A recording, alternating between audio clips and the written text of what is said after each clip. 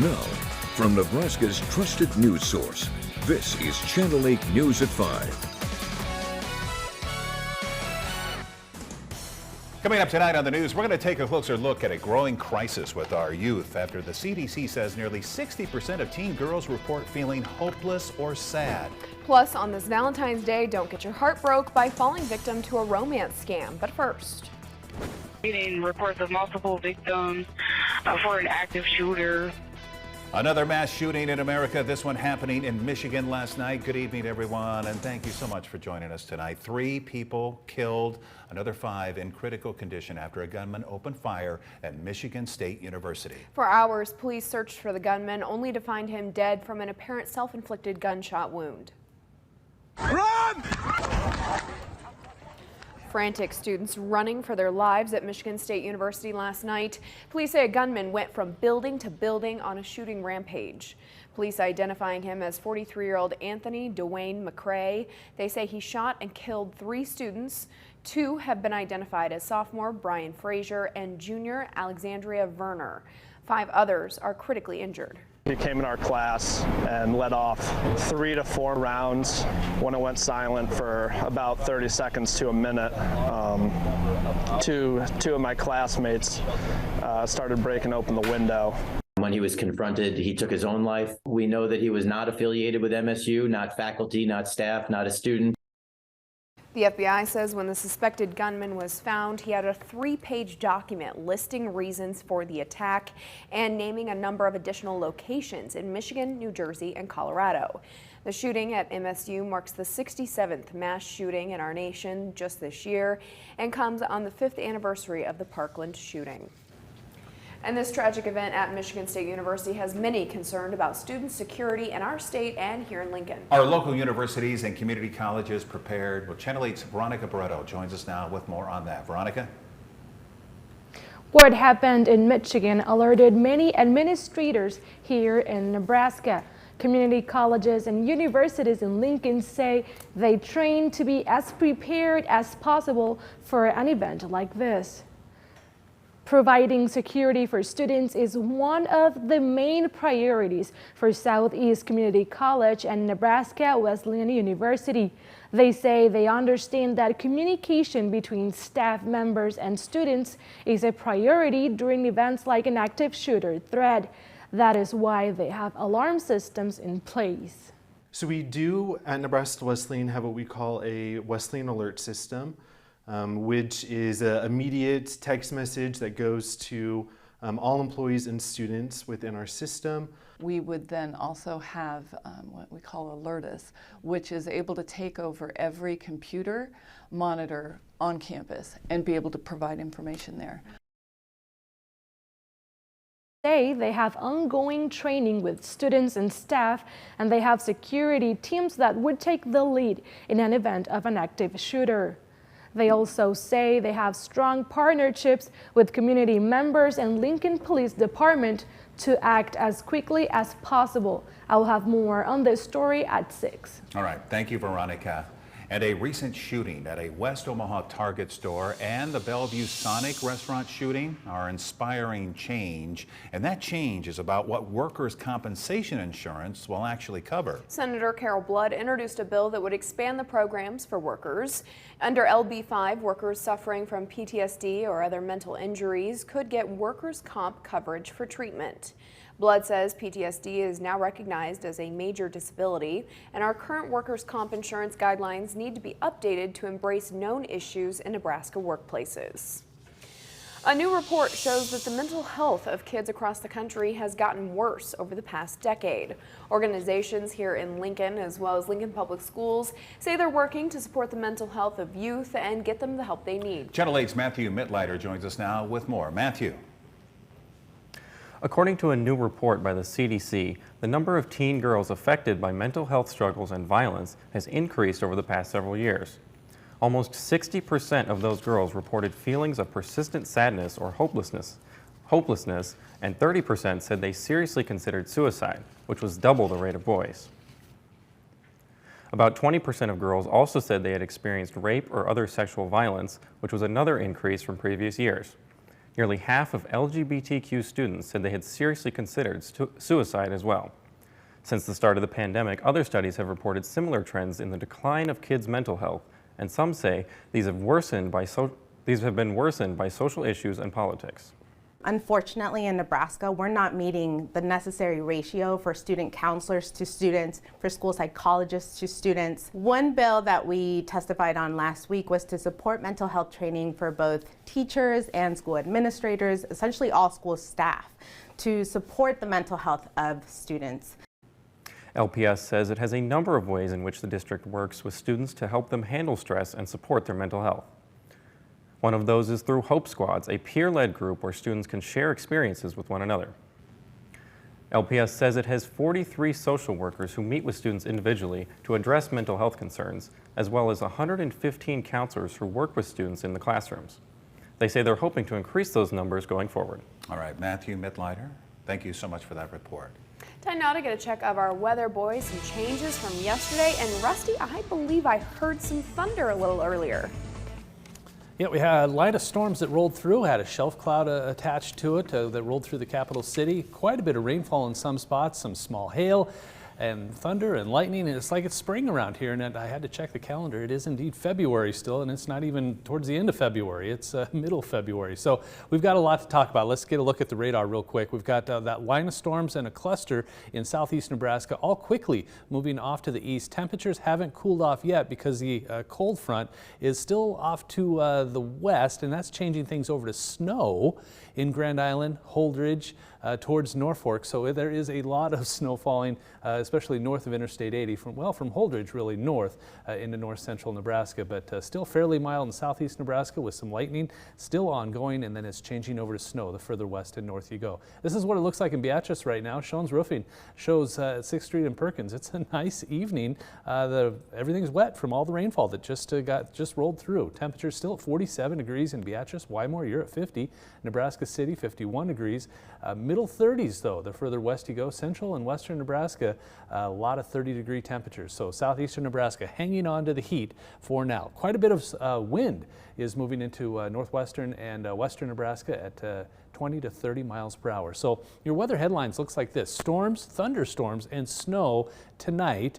Then a quiet start for the day on Wednesday, and then another system rolls our way. We're going to see a pretty decent chance for some snowfall. May even see some accumulating snowfall in areas that haven't really seen much this season. So we'll talk more about the snowfall potential and the storms that are still out there in a few minutes. Sounds good. Thank you, Rusty. Lincoln Public Schools may get money to help Ukrainian immigrants. Tonight, the school board will talk about it at their weekly meeting. They're hoping to get federal funding to hire a full-time bilingual contact, and that person could help Ukrainian children integrate into the U.S. education system and help with mental health services. Again, the school board will talk about this coming up on the news tonight, and we'll have more on our 10 o'clock news. Hey, some good news. Lincoln has received some transportation grant money. It's all part of the Safe Streets Lincoln project the mayor announced last year. The city wants to come up with a plan to make our streets safer. The goal is to eliminate traffic fatalities and reduce severe injuries by 60% by the year 2045. Today, the mayor announced the city received a federal grant of $400,000 to create the master plan to achieve this goal. We think it's a goal that we can accomplish, but it's not going to be without effort and a lot of help and collaboration across the city, both city departments and the community itself. In order to receive this money, the city had to contribute their own $100,000 to the Safe Streets plan. The grant the city received is only to create the plan. None of the money received will go toward implementing it. In order to apply for more federal grants, the city needs to have completed the master plan. The development of the action plan will start this spring. A bill in the legislature would affect telecommunications companies. A press conference was held earlier today with Congressman Flood, Senator Bostar, and Senator Geist to explain the importance of the bill. The bill would basically require companies to remove any Chinese-made equipment from their cell phone towers. If they don't, they may lose state funding. Some are concerned the Chinese Communist Party could use that equipment for surveillance and therefore jeopardizing national security. It creates an incentive for these companies to remove the equipment, and it does so by prohibiting the Universal Service Fund, which currently distributes money to telecommunications companies. It would prohibit the Universal Service Fund from distributing any future money to a telecom provider that currently has this kind of dangerous equipment installed. Right now, only one Nebraska company is known to have Chinese equipment on their tower, and that's Viero. If the bill gets passed and a company doesn't remove the equipment, their funding wouldn't be stopped until 2025. Hope you're having a great Valentine's Day, but a reminder from the FBI on what they call romance fraud. For those looking for love online, scammers will use any tactic to reel in their victims. The criminals lure in their targets with gifts, poetry, flowers, and more. Targets of these scams usually include those who are widowed, elderly, or disabled. One agent says these criminals plot quickly through online sites, dating apps, and social media, ultimately aiming at your finances. I can tell you romance fraud quite simply is when scammers, criminals target and try to take advantage of people looking for companionship, looking for love, looking for romance, and con them out of their money. To never send money to strangers online to avoid falling victim to these schemes. Police say a Hastings man is in jail after fleeing in a stolen vehicle in Hamilton County and forcing 2 school districts into lockouts. Officials spotted a stolen Dodge Ram from Hastings, and they say after attempting a traffic stop near Interstate 80, 39-year-old Kenneth Harrelson drove into a field. Well, they had to search for him, and they spent quite a few hours doing that on Friday. Giltner and Aurora Public Schools, because of that, had to go into lockout. Harrelson was later found and arrested Saturday morning. The Columbus Fire Department says an ambulance burst into flames after at least one oxygen tank exploded on board. The department says it happened around midnight just north of town. Fire crews found the ambulance on fire and were able to put it out quickly, but as you can see, the vehicle is totaled. Thankfully, though, no one was injured. Crew members say an electrical error message was displayed on the unit, and then one of the tanks exploded soon after. That explosion caused moderate damage to a nearby structure. Still to come on the news tonight, even though the Fed has risen interest rates several times, inflation also keeps going up. After the break, we're going to have the latest numbers on that and have what have left experts really scratching their heads. We'll explain.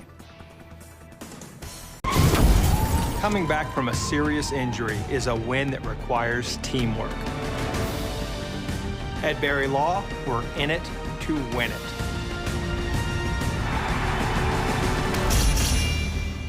Exceeding your expectations is what we strive for at Colonial Chapel Funeral Home. Our caring staff ensures you'll be well taken care of. Consider using our pre-arranging services and have your wishes documented. Colonial Chapel Funeral Home, committed to excellence and compassion.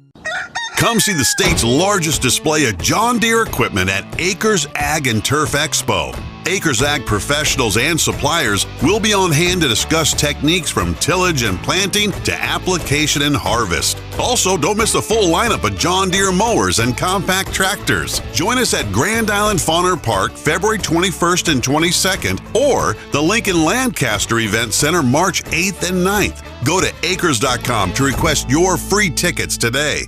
Battling off the germs that cause sore throat starts with keeping up to date on vaccinations, washing your hands, disinfecting surfaces, and avoiding touching your face.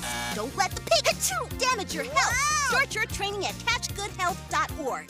Children's Hospital and Medical Center, the very best for kids. There are many reasons to choose Renewal by Andersen replacement windows, and our exclusive Fibrex material is a significant one.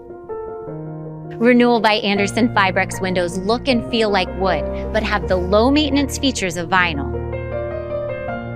Well, it doesn't rot, it doesn't peel. We spent over 20 years developing the Fibrex. Fibrex is twice as strong as vinyl, while providing the stability and beauty of a wood window. So if you're going to stay in your home for 20 years, there's no reason why you wouldn't go with our product. You will see how well it lasts, and it'll last beyond the 20 years. For a limited time only, buy 5 windows, save $1,500. Buy 9 windows, save $3,000, or choose 2.99% financing. Renewal by Andersen, the better way to a better window. Coming back from a serious injury is a win that requires teamwork. At Barry Law, we're in it to win it.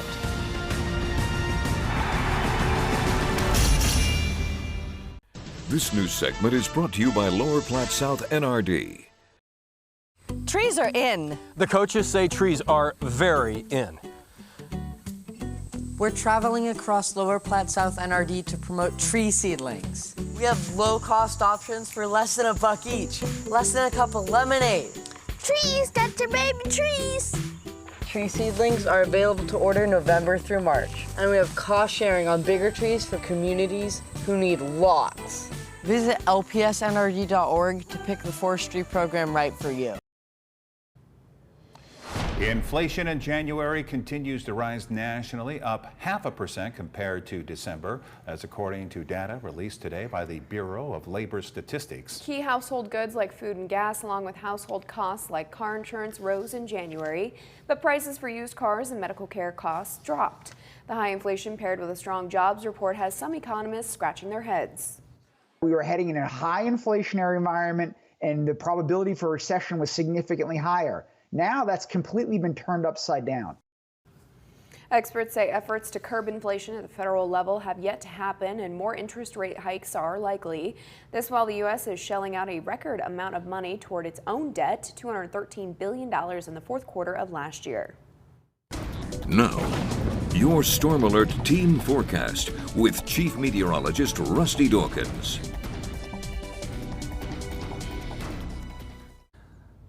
So it's February, but we're going to talk about rainfall totals anyway, because we had a line of showers and thunderstorms roll through, and you can see the heavier precipitation amounts from Omaha, Nebraska City, Falls City to the Beatrice. Lincoln Airport didn't quite see as much, but I know the southern half of Lincoln did see more.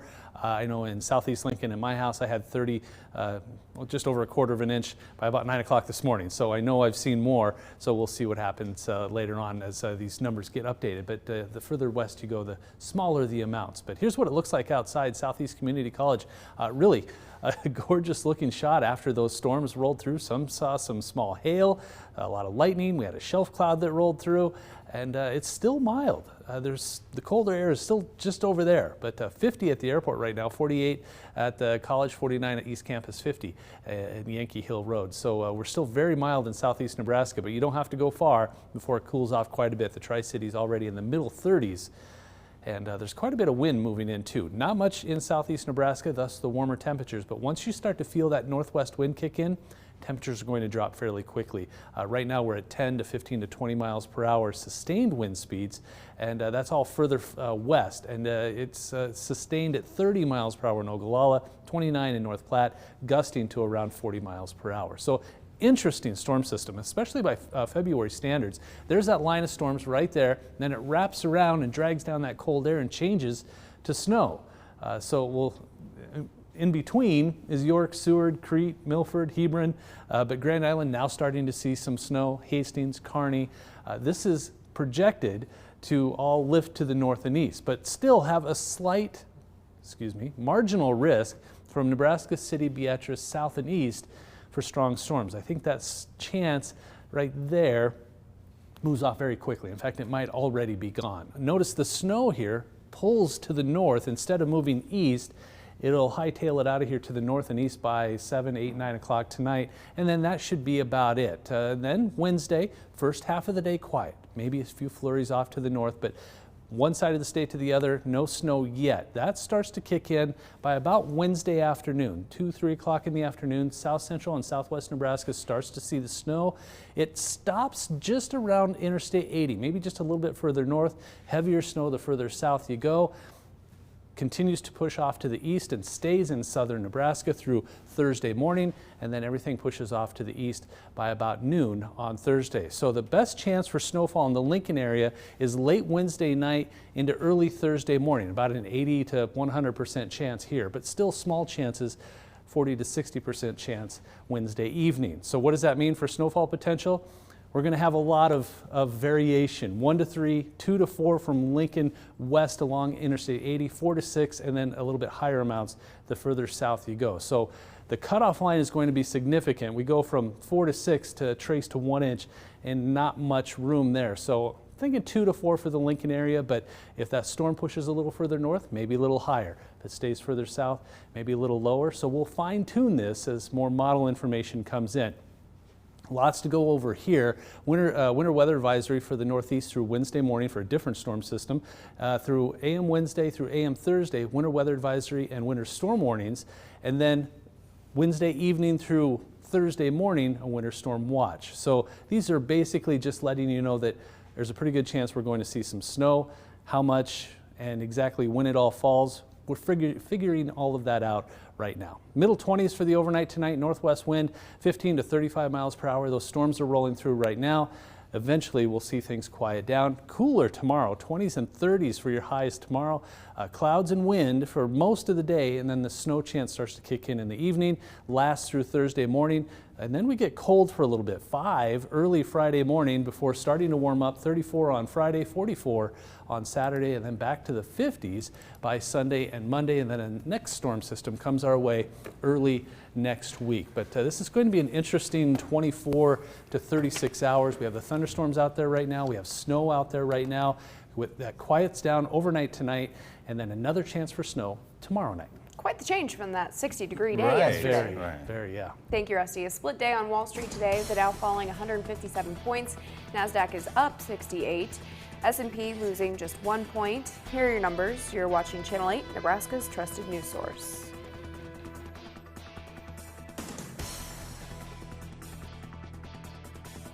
Tonight.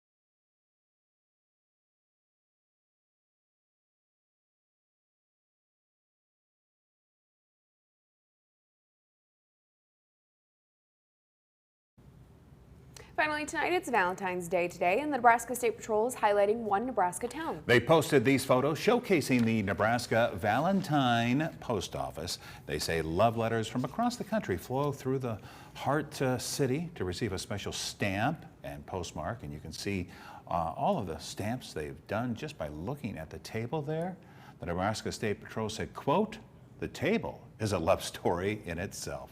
That is pretty cool. And I've heard about that being done ever since I moved here 27 years ago. I don't know however long it's been, but so that is pretty cool, having it postmarked there. And you having a good Valentine's Day, Rusty?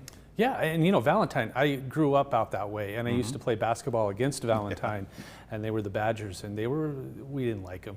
They were, it was one of those teams that it was, just couldn't wait to go play Valentine, but that's cool. Nice to get a card from there. Yeah.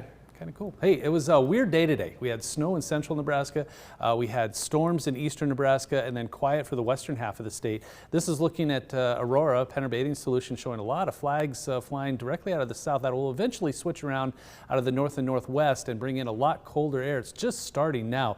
Really, Aurora is right on the fringe.